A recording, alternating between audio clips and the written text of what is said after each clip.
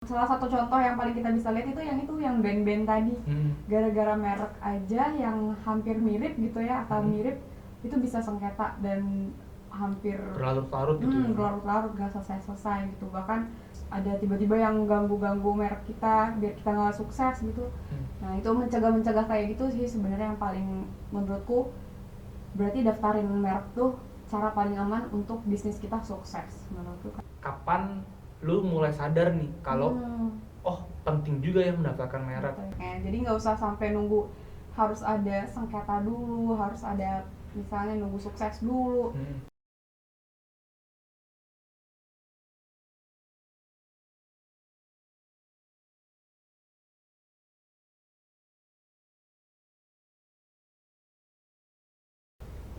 Mut, Wih, apa kabar? Baik-baik, minum air Lagi dulu dulu. dong. Gimana, sehat kabarnya? Baik-baik, alhamdulillah. Gimana kak kabarnya kak? Baik. Mudik gimana nih? Kemarin gua pulang kampung nggak? enggak, gua mah nggak pulang kampung. Tadinya sih mau pulang kampung mau.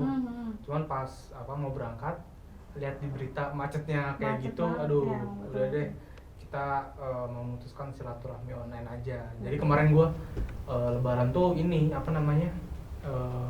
jalan-jalan aja di Jakarta. Cobain ini Mall Sarinah baru. Oh iya, gimana mau Sarina? Aku belum pernah kesana deh. Rame banget ya. Rame banget. Itu yang orang-orang ngantri di depan itu loh, ada live music gitu katanya keren banget. Iya ada, tapi waktu gua kesana lagi nggak ada sih kebetulan. Tapi emang ada sih katanya. Tiap Sabtu atau tiap weekend itu ada. Itu rame banget sih, seru tapi lumayan lah. Berarti kakak kesana sama saudara-saudara gitu semua? Iya, sama saudara-saudara, sama keluarga, makan-makan di sana. Lihat inilah mall bersejarah kan. Iya, benar-benar. Kalau lu gimana? Ke Medan? Ya, kemarin sih pengen ke Medan ya, cuman karena lagi rame banget, jadi pas lebarannya H+1 aku pulang ke Medan gitu. Jadi nggak bareng mudik, jadi nggak rame banget gitu. Oh, jadi pas setelah lebaran baru pulang. Lumayan sih kumpul sama keluarga semuanya, sama saudara-saudara. Ya tukar kabar lah sama saudara. Mahal tiket? Lumayan sih, karena emang lagi semua orang lagi mau mudik kan, lumayan kan hampir seminggu liburnya gitu. Iya. Jadi banyak banget yang mau, jadi mahal tiketnya. Iya, ya nggak apa-apa sih, itu kan pengalaman dan udah 2 tahun juga kan kita nggak mudik kan. Lagi pandemi, udah 2 tahun kangen keluarga, udah hilang kabar semua, udah nggak ketemu, udah berapa tahun gitu kan sama saudara-saudara. Iya, lumayan lah. Tapi kemarin ada yang ini sih, seru juga waktu kemarin silaturahmi online tuh. Ada yang cerita saudara sepupu. Saudara kakak gimana? Sepupuku yang di kampung. Jadi dia itu sekalian promosi. Jadi kemarin pas silaturahmi minal izin ya sekalian promosi ya numpang. Kalau dia itu ternyata lagi usaha. Pengusaha. Lagi bikin usaha 2-3 bulan inilah. Bikin ayam goreng. Ayam goreng. Ayam goreng. Kakak udah pernah nyobain belum? Belum, kan kebetulan di kampung kan. Tapi rencananya sih kalau misalkan dalam waktu dekat ini udah nggak terlalu rame jalanan, aku coba balik kampung sekalian nyobain ayam gorengnya dia. Nah, katanya dia tuh kemarin ayam gorengnya rame banget. Rame banget. Jadi enak banget tuh pasti. Iya, kayaknya segitu ya. Kayaknya yang pertama enak, terus habis itu harganya dibilang sih emang cukup terjangkau untuk harga sebuah ayam goreng dengan nasi. Itu terjangkau sih menurut aku juga. Banyak yang beli. Iya, dia banyak yang beli dan terus ditambah kan pas bulan puasa ya.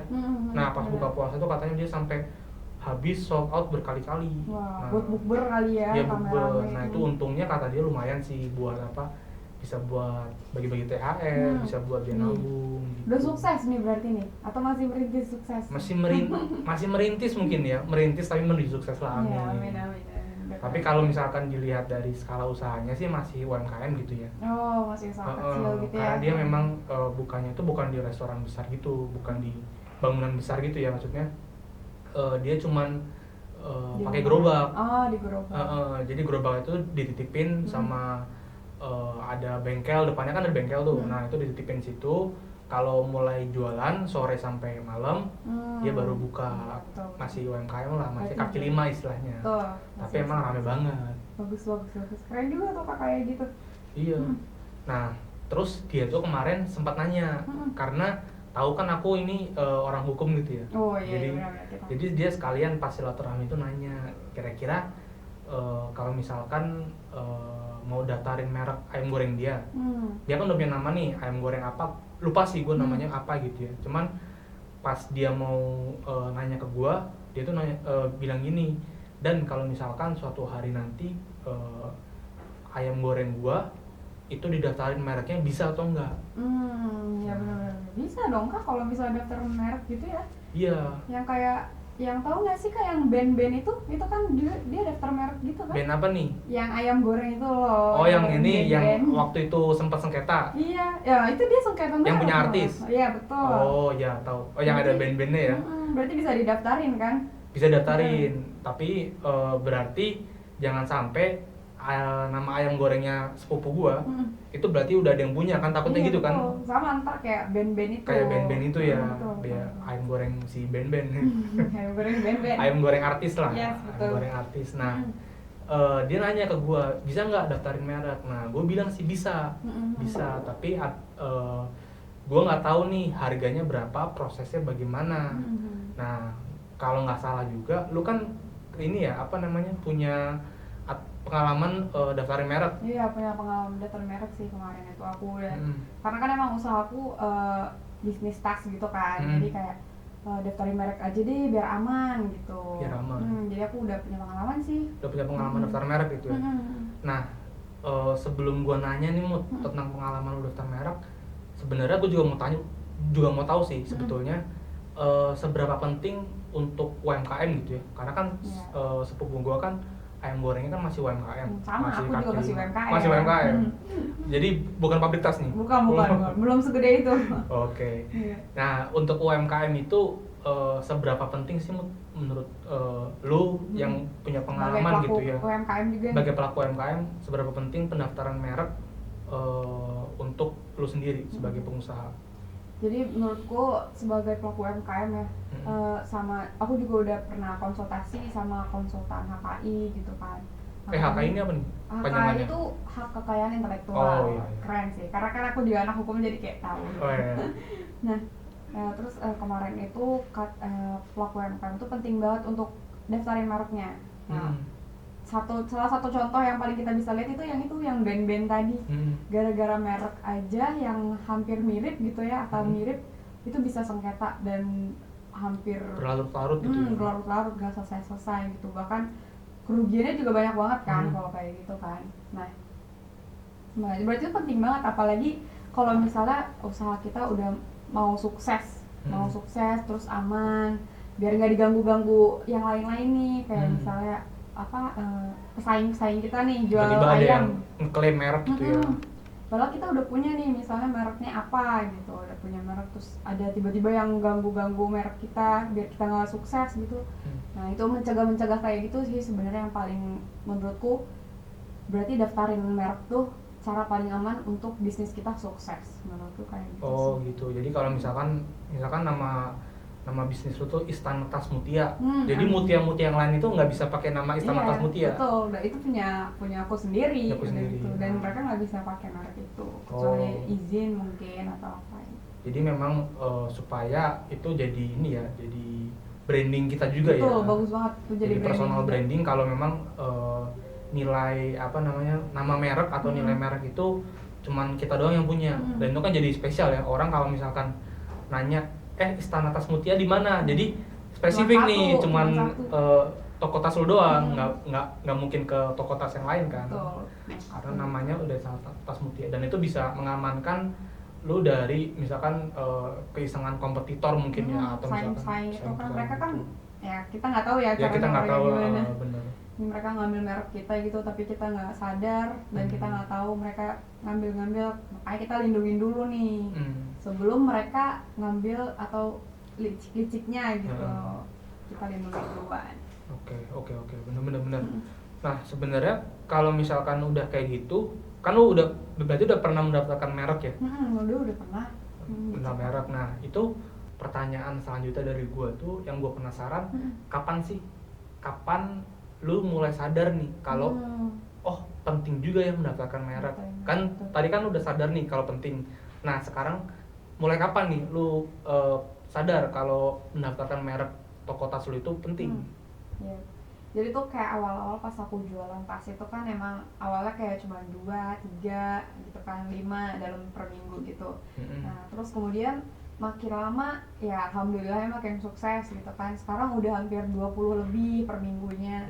Nah jadi menurutku karena 20 lebih bisa nih sedikit-sedikit gue sisihin sedikit kayak keuntungannya gitu ya, keuntungannya untuk kayaknya kita bagus deh untuk ngamanin merek kita gitu. Jadi untuk biar pesaing-pesaing itu kayak nggak ngasal ngambil merek kita gitu buat jualan tas kita yang lain gitu.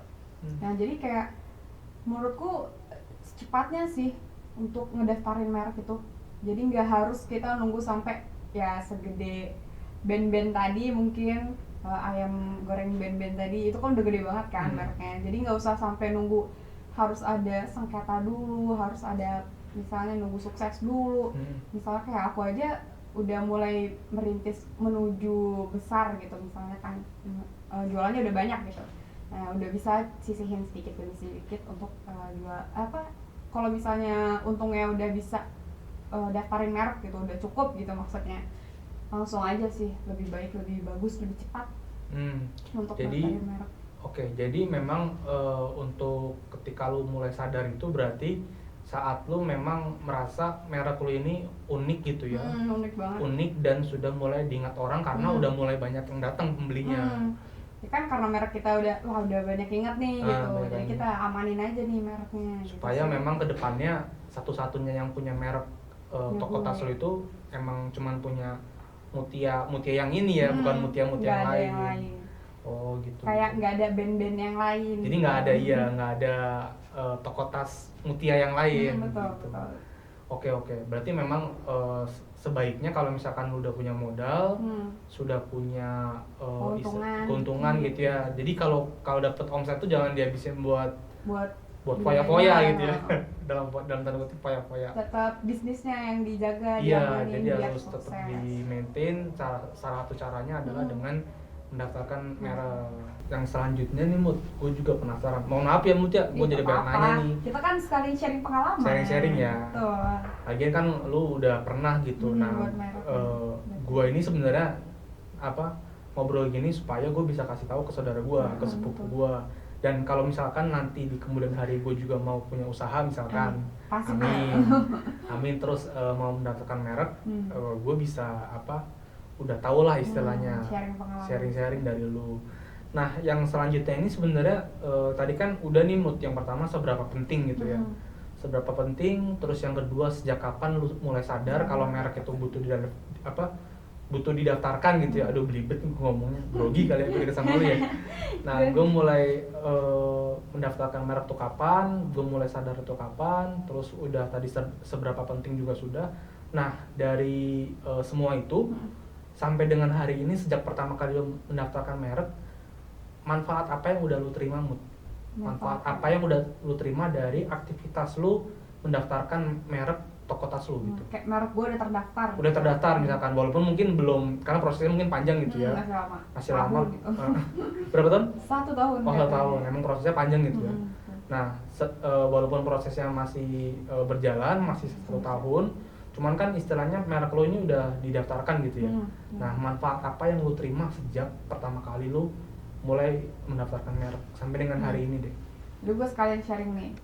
Nah jadi kemarin itu ada yang di Instagram gue, akun bisnis gitu, ada yang nge-DM gue gitu Kak. Terus katanya, ini di akun Instagram toko tas atau di? Iya di toko tas. Toko tas lo. Toko tas. Terus kayak dia nge-DM, halo boleh nggak saya pakai buat jualan juga, tapi pakai nama merek ini gitu, kayak nama merek tas gue gitu kan. Terus kayak aku karena merek itu udah terdaftar, jadi aku mikir kayak walaupun dia udah izin gitu ya, tapi aku kayak kayaknya belum bisa deh, belum boleh deh, jadi aku nggak mau gitu. Jadi kayak berarti karena merekku terdaftar atas namaku, dan itu ternyata kalau merek kita udah terdaftar kan udah dilindungi oleh hukum gitu kan yang berlaku. Nah jadi mereka siapapun yang mau pakai nama merek aku itu harus izin terlebih dahulu. Nah, jadi kalau misalnya aku nggak setuju, mereka nggak boleh sama sekali gitu. Nah, kalau misalnya nggak boleh, tapi kalau misalnya mereka tetap mau pakai, merek aku tanpa persetujuanku, nah itu aku bisa ya bilangnya ngegugat gitu kali ya ke pengadilan kalau misalnya dia pakai merek tanpa izin gue nih gitu. Nah gitu sih, jadi kayak eksklusif kali bilangnya ya. Jadi merekku tuh jadi eksklusif karena nggak sembarangan orang bisa pakai. Ya aku doang misalnya, atau misalnya orang-orang yang aku izinin gitu. Jadi ya merek eksklusif berarti kan kayak bagus nggak sih buat bisnis gitu sih. Itu menurutku. Cuma lu doang gitu ya. Jadi memang berarti manfaat yang lu terima sebelumnya itu pernah ada yang nge-DM dan mau pakai nama merek toko tas lu. Cuman karena lu merasa udah mendaftarkan merek itu di Dirjen di DJKI ya, HKI. Dirjen HKI itu lu nggak mengizinkan ke orang itu gitu ya. Iya sih, penting juga ya menurut gue ya, karena memang manfaatnya jadi merek kita tuh jadi eksklusif, jadi punya kita doang, jadi nggak ada orang lain yang bisa pakai. Karena kemarin tuh aku worry untuk ngasih izin ke mereka misalnya mau pakai nama merek aku gitu, nanti takutnya kayak disalahgunakan untuk nipu orang atau misalnya buat, kan kita tahu ya kalau online shop itu kayak nipu-nipu gitu. Nanti nama kita merek kita gitu jadi merek yang asli malah ini ya, malah jadi tercoreng namanya. Makanya harus hati-hati banget. Harus hati-hati, betul. Oke. Bagus. Jadi dilindungi oleh hukum kan, jadi mereka nggak bisa pakai nama merek itu dengan sembarangan gitu sih. Mut, sama ini gue pernah denger nih, pernah dengar juga dari teman gue yang punya pengalaman juga nih daftarin merek usaha dia. Dia bilang kalau dia itu sebenarnya nama yang dia pakai untuk usaha dia usahanya kebetulan ini ya, jualan minuman gitu, jualan minuman kemasan. Dia mendaftarkan merek dia, sebenarnya udah banyak yang pakai nama itu, cuman belum ada yang mendaftarkan. Betul. Itu berarti ketika dia mendaftarkan itu bisa juga, jadi itu diterima oleh DJKI tadi ya. DJKI berarti kalau misalkan dalam soal pendaftaran merek itu bukan siapa yang pertama kali menggunakan, tapi siapa yang pertama kali mendaftarkan, betul nggak? Betul. Itu kemarin aku konsultasi sama konsultan HKI gitu ya, itu katanya begitu emang. Jadi siapa duluan yang mendaftarkan merek itu, itulah pemiliknya. Itu pemiliknya. Jadi bukan siapa duluan yang gue udah pakai dari lama nih merek ini dan udah terkenal gitu. Jadi semua orang tahu ini merek punya gue misalnya, tapi gue belum daftarin. Nah itu nggak bisa. Jadi emang siapa yang pertama duluan daftar, itulah yang punya merek. Walaupun dia belum terkenal gitu bilangnya gitu. Bisa jadi itu Mut. Yang mana tuh? Yang ayam goreng Ben-Ben. Itu kan kalau nggak salah kasusnya ayam goreng yang punya artis ini kan terkenal kan, gede. Udah terkenal duluan. Terkenal banget dong, seluruh Indonesia. Terkenal seluruh Indonesia dan besar namanya, tapi ternyata jauh sebelum dia berdiri udah ada orang yang pakai nama sama Ben-Ben itu. Nah, habis itu malah jadi sengketa kan. Gua nggak tahu sih ini apa kelanjutannya gimana, cuman kalau nggak salah nama merek itu jadi sengketa karena ternyata dari sebelumnya itu udah ada yang pernah mendaftarkan. Berarti bukan tergantung seterkenal apa gitu ya, sebesar apa, selama apa lu menggunakan, tapi siapa yang daftar duluan. Betul, siapa yang daftar duluan mereknya, itulah yang punya merek dan dilindungi oleh hukum. Oke. Berarti bisa aja sebenarnya kalau misalkan dalam kasus lu itu ada yang udah punya nama sama kayak toko tas lu, cuman yang pertama kali bener-bener mendaftarkan secara hukum itu lu ya, betul. Betul. Ya kalau misalnya kita ngelihat di Instagram aja kan, misalnya kita tulis tas, itu kan udah banyak banget gitu kan ya. Nah jadi kayak kita cari misalnya yang mirip-mirip juga, tapi ya yang daftarin duluan tuh siapa gitu, yang berhak duluan itu siapa. Jadi mereknya itulah yang pendaftarnya duluan yang dilindungi. Yang mendaftarkan pertama itu yang dilindungi. Walaupun mirip-mirip gitu. Oke. Gua ini sih jadi kebayang gambar. Jadi sebagus itu loh daftar merek. Sebagus itu ya. Sebermanfaat itu betul. untuk mendaftarkan merek. Banyak banget. Apalagi untuk pelaku UMKM gitu ya, yang kecil-kecil dan kita nggak tahu tiba-tiba bisa aja di review sama influencer kan, nggak ada yang tahu kan, terus jadi laris. Amin. Jadi bikin beberapa cabang nggak tahu. Betul. Nah gitu sih. Oke. Ntar jawaban lu gue sharing juga ya ke sepupu gue, boleh ya? Kita kumpul-kumpul aja bareng, sharing pengalaman gitu. Sama pelaku UMKM. Bikin grup kali? Iya betul bikin grup. Oke. Nah eh, satu lagi pertanyaan yang menurutku juga penting nih. Sebenarnya kalau untuk kita kan pelaku UMKM mungkin ada yang omsetnya udah kayak lo ya, yang udah 2 digit, 3 digit 2 digit, 3 digit yang to the moon lah ya. Amin, to the moon. Yang udah to the moon, yang misalkan seminggu itu bisa 20 pembeli, sekalinya beli terus bisa beli 20 tas, enggak ya? Keren juga itu.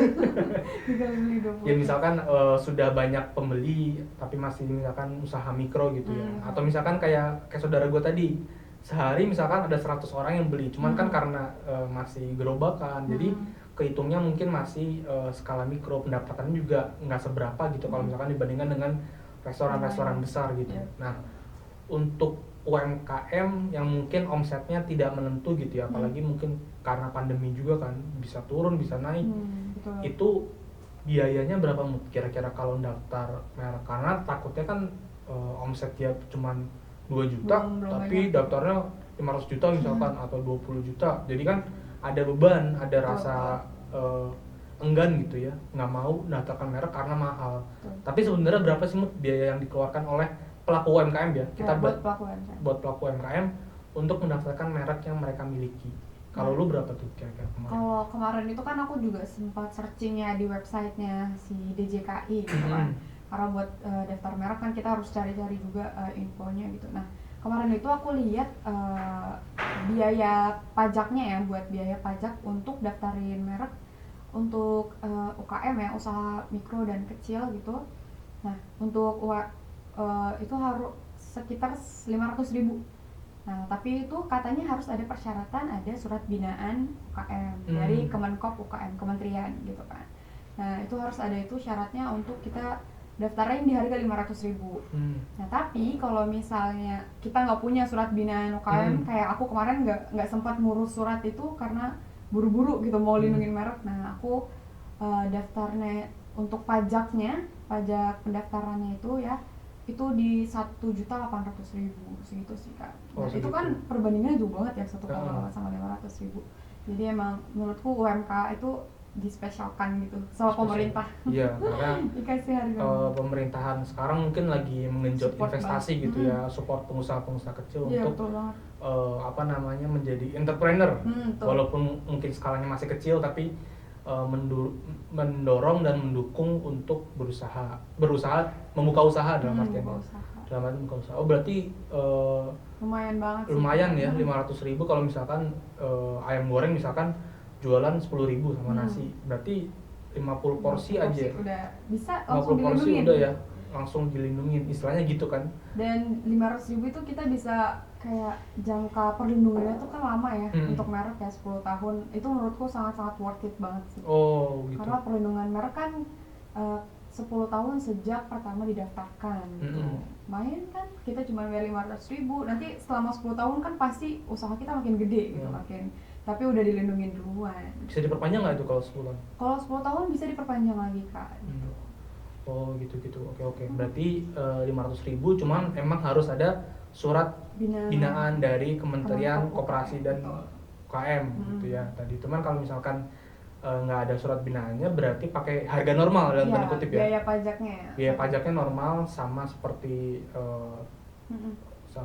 usaha yang lain tanpa surat binaan tadi, itu di 1.800.000.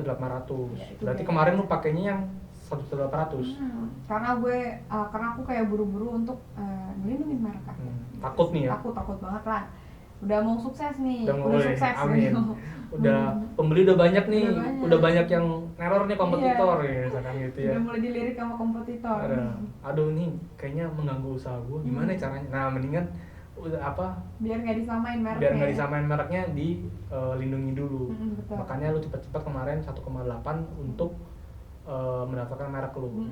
Oke. Walaupun memang sebenarnya sendiri lu bisa gitu ya pakai surat binaan UMK itu. Itu bisa kan? Oke. Berarti ntar gue kasih tahu deh ke saudara gue kalau emang dia sekalian mau ngurus surat binaannya berarti 500.000. Kalau misalkan dia punya modal lebih dan mungkin pengen cepet-cepet nih karena dia udah laris gitu ya, ayam gorengnya berarti 1,8. Oke. Wih, betulan nih Mut. Kenapa tuh? ada WA dari saudara gua. Oh, okay. Soalnya tadi sebelum gua ngobrol sama lu, gua WA saudara gua. Kalau gua tuh mau ngobrol sama orang yang udah punya pengalaman daftar merek. Dia nanya nih, berapa lama proses pendaftaran merek? Oh iya. Tadi sempat disebutin 1 tahun ya. 1 tahun. Cuman kalau misalkan sejak pendaftaran tuh gimana sih prosesnya atau jangka waktu yang dibutuhkan tuh berapa lama gitu kira-kira? Ya. Kemarin itu aku udah tanya-tanya juga kan, katanya proses perlindungan pendaftaran merek itu dari permohonan pertama sampai keluar sertifikatnya, sertifikat mereknya punya atas nama kita gitu, itu kurang lebih 1 tahun, hampir 1 tahun gitu kan. Karena emang proses pengecekannya lama gitu. Nah tapi 1 tahun itu merek kita itu terlindunginya dari hari pertama permohonan kita diterima gitu Kak. Jadi permohonan kita diterima, udah itu dilindungin. Jadi kita nggak harus nunggu sertifikat dulu nih 1 tahun gitu kan. Jadi udah 1 tahun, terus perlindungannya itu berlaku sampai 10 tahun. Oh, gitu, oke. Untuk merek gitu. Jadi nggak harus nunggu lama-lama sampai sertifikat keluar dulu baru dilindungi mereknya, enggak gitu. Jadi secara fisik sertifikat emang kita nunggunya 1 tahun gitu ya. Tapi kalau misalkan secara perlindungan itu sejak atau sudah dari hari pertama kita memohonkan pendaftaran merek kita. Permohonan diterima oleh DJKI. Untuk sampai permohonan diterima langsung diterima atau gimana tuh kira-kira? Itu kalau nggak salah kemarin itu aku kurang lebih nunggunya 1 sampai 2 minggu sih Kak. 1 sampai 2 minggu. Aku dikabarin sama konsultan aku untuk merek itu 1-2 minggu gitu kalau nggak salah. Gitu. Oke, berarti emang nggak terlampau lama gitu ya istilahnya langsung untuk pendaftarannya.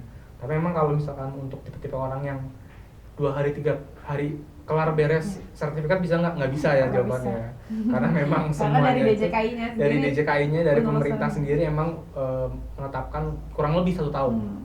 Karena kan yang daftaran merek bukan cuma kita doang. Iya, bisa aja ada jutaan pengusaha lain. Iya, gitu. Jadi emang harus sabar. Jadi memang antri.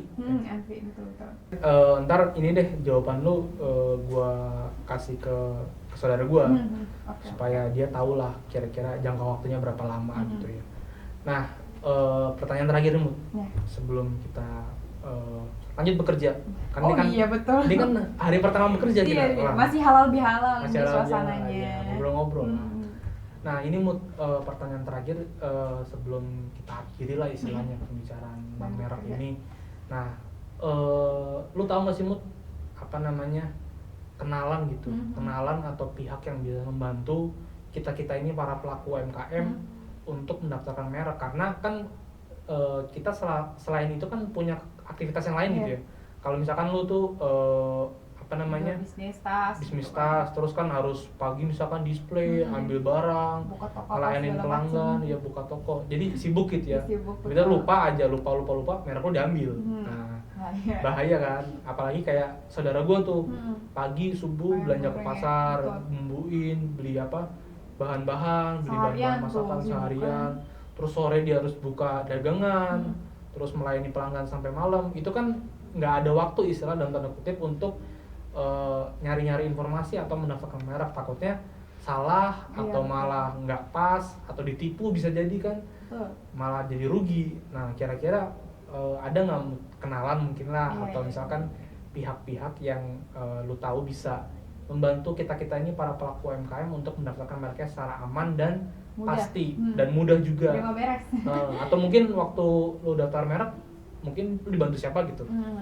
Nah, jadi kemarin itu aku searching di beberapa website gitu, dan yang menurutku yang paling bagus, paling aman gitu, itu di cekhki.id. Cekhki.id. Betul. Nah, di situ aku daftarin mereknya. Sebelum daftarin merek ya, itu aku konsultasi dulu sama konsultannya. Oh, konsultannya asli orang? Asli orang. Bukan komputer? Bukan dong. Oh, mantap nih. Konsultannya itu kayak aku di Zoom meeting gitu kan. Jadi aku bisa tanya-tanya, ya konsultasi tentang merek apa yang mau aku daftar. Terus konsultannya itu ngejelasin dengan bagus banget sih menurut aku. Informasi yang aku dapat semua ini dapat dari konsultanku itu gitu.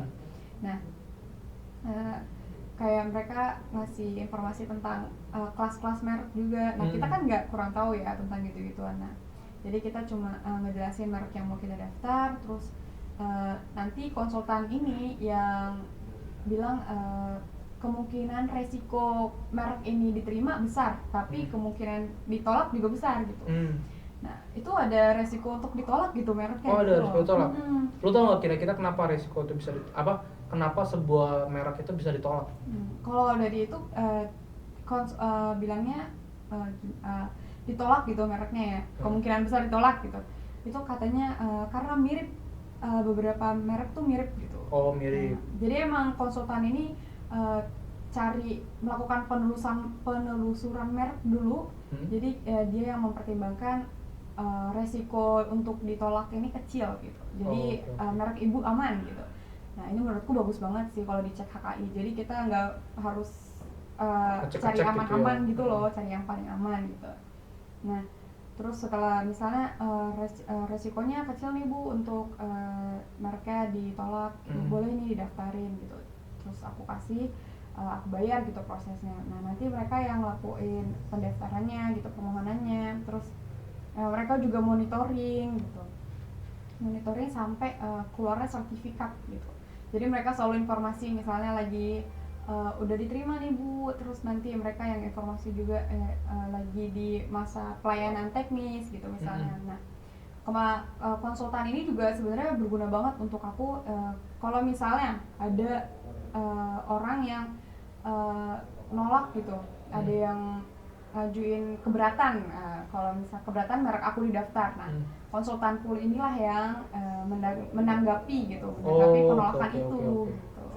Jadi emang konsultan di cek HKI.id itu menurutku berperan besar banget. Berperan besar ya. Dan belum tentu itu ada di layanan-layanan serupa yang lain gitu ya, di website-website yang lain. Apalagi kalau kita daftar sendiri, wah makin kalau nggak ngerti makin salah, nanti ditolak. Salah pencet ditolak udah. Kan gitu. kita rugi. Cara yang paling aman menurutku pakai konsultan di cek HKI.id. Oke, berarti di cek HKI.id ini dari lu recommended lah ya. Recommended karena memang ada konsultan yang berpengalaman dan dia bertugas untuk memastikan merek kita ini resikonya besar atau enggak untuk ditolak maupun diterima gitu ya. Jadi kalau misalkan